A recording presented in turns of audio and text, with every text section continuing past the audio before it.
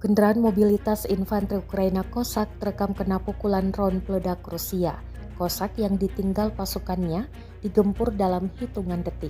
Rekamannya beredar di Telegram pada Rabu 11 September 2024. Dalam keterangan unggahan disebutkan, Kosak Ukraina terbakar di arah Pokrovski, imbas pukulan akurat drone V-40 Rusia.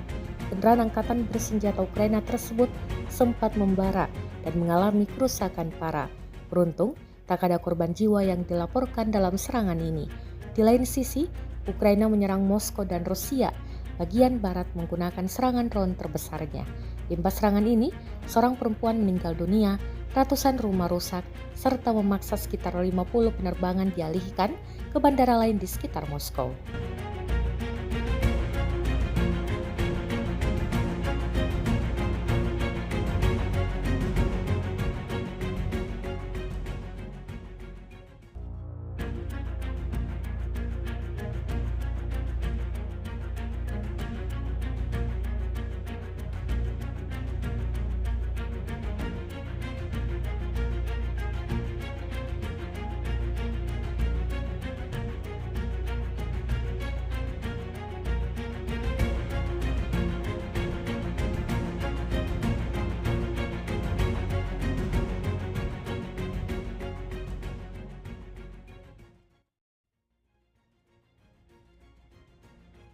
Download Tribun X sekarang, menghadirkan lokal menjadi Indonesia.